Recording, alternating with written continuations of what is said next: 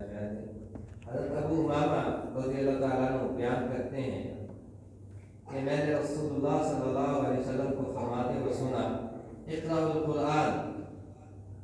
فإنه يأتي يوم القيامة شفيعا لأصحابه صحیح مسلم۔ حضرت ابو امامہ روایت کرتے ہیں کہ میں نے رسول اللہ صلی اللہ علیہ وسلم کو فرماتے ہوئے سنا، آپ صحابہ سے یوں فرما رہے تھے اقرأوا، قرآن کثرت سے پڑھا کرو،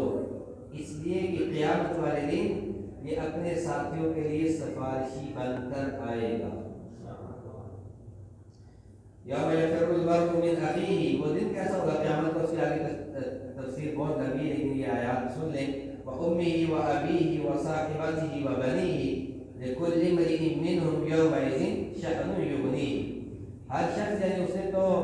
اپنے بھائی سے، ماں باپ سے، اپنی بیوی بچوں سے، سب سے بھاگے گا۔ ہر شخص اس روز ایک فکر میں ہوگا کہ اس کی بخشش ہو جائے۔ تو ہم قرآن کیا کرے گا، قرآن اپنے بندوں کے پیچھے بھاگ رہے گا کہ رات کو خود فکر مند نہ ہو تو مجھے سیکھنے کے لیے میاں اور کی مسجد میں بیٹھا تھا، میں نے سفارش کروں گا انشاءاللہ۔ ہم سب چاہتے ہیں کہ قرآن کو سمجھے تو پہلا قدم اس سے تعلق جوڑنا ہے، اگرچہ کہ چھوٹا ہی کیوں نہ ہو، یعنی تعلق قرآن کے ساتھ اس کو مضبوط کیجیے۔ تو اللہ نے ہمیں یہ موقع دیا، جتنا قرآن کے قریب ہوں گے قرآن کی عربی سیکھنا اتنا ہی آسان ہوگی۔ وہ اس کا کیا ہے کہ اب ہماری نماز پوری ہو گئی ہے تو کم از کم آپ اپنی نماز میں، تو یہ بات بھی ایک مشرف بات ہے، تو پہلا کام یہ نماز پوری ہوگی تو نماز کے ترجمے پہ غور کیجیے، اخلاص پوری ہوگی اس پر پڑھے، اس کے ترجمے پہ سفرات میں گم جائے، آج فلق ہوگی کل والناس ہوگی انشاءاللہ۔ تو یہ جو اسباب اس میں ہم سیکھ رہے ہیں کہ وہ ان سوالات کے ساتھ پڑھیں، تو کیا ہو سکتا ہے کہ اللہ تعالیٰ ہمارے ہمیں اس طرح سے نہ نوازے۔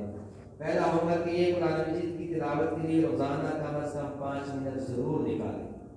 اور وہ موبائل سے نہیں مصحف سے پڑھیں، قرآن مجید کو دیکھ کے پڑھیں، جس کو زبان نہیں آتا وہ بھی دیکھ کے پڑھنے کی عادت ڈالیں، دیکھ کے پڑھنے کی زیادہ فضیلت ہے۔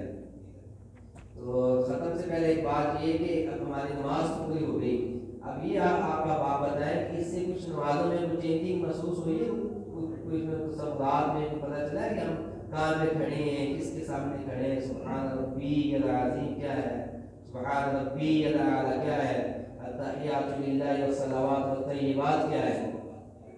یہ تبدیلی آئے گی پھر سمجھے اللہ کا فضل ہے، پہلا قدم بڑھا لیا ہے الحمدللہ۔ اس سبق ہمارے 12 پورے ہو گئے، اللہ تعالیٰ سے دعا ہے کہ اللہ تعالیٰ ہم سب کو اس کو آگے کنٹینیو کرنے کی توفیق دے اور اس کو زیادہ سے زیادہ سیکھنے کا آگے پھیلانے والا بنائے۔ آج کے سبق کے حوالے سے کسی ذہن میں کوئی سوال ہے تو آپ پوچھ سکتے ہیں۔